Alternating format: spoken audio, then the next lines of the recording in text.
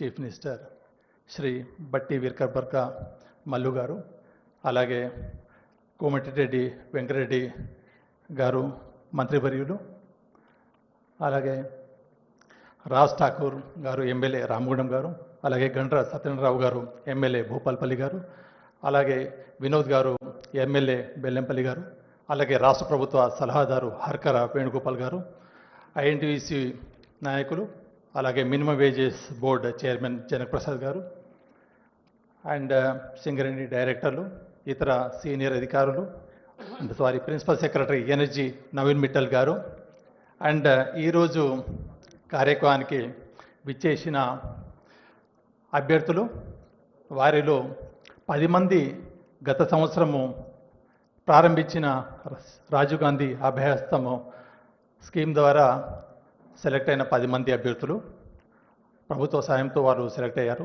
దాంతోపాటు తెలంగాణ, ఆంధ్ర రాష్ట్రం నుంచి సివిల్ సర్వీస్కి గత ఏడాది నిర్వహించిన ఎగ్జామ్ ద్వారా సెలెక్ట్ అయిన దాదాపుగా 30 మంది అభ్యర్థులు వివిధ సర్వీసులకు సెలెక్ట్ అయిన ఐఏఎస్, ఐపీఎస్, ఐఆర్ఎస్, ఐఎఫ్ఎస్ అభ్యర్థులు ఈరోజు మనతో పాటు ఉన్నారు. దాంతోపాటు ఈ ఏడాది సివిల్ సర్వీస్ ప్రిలిమ్స్ క్వాలిఫై అయ్యి మెయిన్స్ రాయబోతున్న అభ్యర్థులు 175 మంది ఉన్నారు. వారికి గౌరవ డిప్యూటీ సీఎం, మంత్రివర్యులు, ఎమ్మెల్యేలు వారి చేతుల మీదుగా చెక్కులని అందించడం జరుగుతుంది. అండ్ ఈ కార్యక్రమ విశేషాన్ని జస్ట్ 2 నిమిషాల్లో నేను చెప్తాను. సో గౌరవనీయులు రాష్ట్ర ముఖ్యమంత్రి వర్యులు శ్రీ ఏ రేవంత్ రెడ్డి గారు, గౌరవనీయులు రాష్ట్ర ఉప ముఖ్యమంత్రి మరియు ఇంధన ఆర్థిక శాఖ మంత్రులు శ్రీ బట్టి విక్రమార్క మల్లు గారు ఈ కార్యక్రమానికి అంకురార్పణ చేసి ఏడాది జరిగింది. తెలంగాణ యువతను అత్యున్నత శిఖరాల్లో నిలపాలన్న రాష్ట్ర ముఖ్యమంత్రి వర్యుల దృఢ సంకల్పం, ఉప ముఖ్యమంత్రి వర్యుల మానవత హృదయంతో రూపుదిద్దుకున్న రాజీవ్ గాంధీ సివిల్స్ అభయహస్తం కార్యక్రమం నేడు దేశానికి గర్వకారణంగా నిలుస్తోందని చెప్పడం నాకెంతో సంతోషంగా ఉంది. దేశానికి సేవ చేసే అత్యుత్తమ సివిల్ సర్వీస్ అధికారులను పెద్ద సంఖ్యలో అందించే కేంద్రంగా తెలంగాణ రాష్ట్రాన్ని మార్చాలన్న రాష్ట్ర ప్రభుత్వ గొప్ప ఆశయాలు నేడు కార్యరూపం దాల్చుతున్నాయని చెప్పడానికి ఈ ప్రాంగణంలో పెద్ద సంఖ్యలో పాలు పంచుకున్న యువతే నిదర్శనం.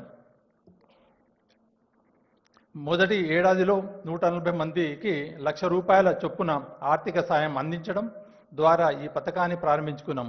అందులో 20 మంది ఇంటర్వ్యూకు హాజరు కావడం, 10 మందిని సివిల్ సర్వీస్లోకి ఎంపికయ్యేలా చేయడం ద్వారా మరింత మంది తెలంగాణ యువతలో సివిల్స్ ఆకాంక్షలను నెరవేర్చుకోవాలన్న నమ్మకాన్ని నింపారు.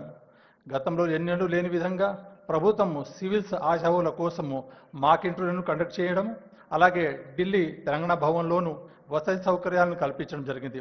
ప్రభుత్వం అందించిన ఈ చిరు తోడ్పాటు వల్లే నేడు 178 మంది అభ్యర్థులు సివిల్స్ మెయిన్స్కి ఎంపికై చెక్కులు అందుకోవడానికి ఇక్కడికి రావడం గర్వకారణం.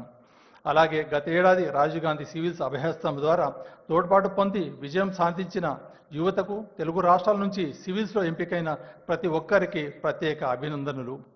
అదే సమయంలో మరో విషయాన్ని మీతో పంచుకోవాలనుకుంటున్నాను. సివిల్ సాధించాలంటే ఎన్నో అవరోధాలు అధిగమించాలి. చాలామంది ఇటు సివిల్ సర్వీస్ ఢిల్లీ తర్వాత హైదరాబాద్ ఒక హబ్గా ఉంటుంది. చాలామంది అభ్యర్థులకి రూమ్ రెంట్ కట్టుకోవాలన్నా, స్టడీ మెటీరియల్ కొనుక్కోవాలన్నా ఎన్నోక ఇబ్బంది ఉంటుంది.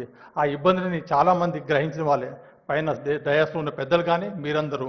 సో వారికి సింగరేణి సంవత్సరం నుంచి, అలాగే రాష్ట్ర ప్రభుత్వ సంవత్సరం నుంచి ముఖ్యమంత్రి వారి, అలాగే డిప్యూటీ సీఎం వారి, మిగతా మంత్రుల విజన్తో ఈ ప్రోగ్రామ్ని మనం ఏర్పాటు చేయడం జరిగింది. ఈ కార్యక్రమాన్ని మీరందరూ మంచి సక్సెస్ అందించి రాష్ట్ర ప్రభుత్వం ఏదైతే అనుకున్న లక్ష్యాలని మీరు నెరవేర్చేలాగా చేయగలిగారు. అండ్ ఈ కార్యక్రమాన్ని కొనసాగించగా మిగతా వాళ్ళని కోరుచున్నాను. Thank you so much sir. ఇప్పుడు ప్రిన్సిపల్ సెక్రటరీ ఇంధన శాఖ తెలంగాణ ప్రభుత్వం శ్రీ నవీన్ మిట్టల్ సార్ని తమ సందేశం ఇవ్వాల్సిందిగా ఆహ్వానిస్తున్నాను.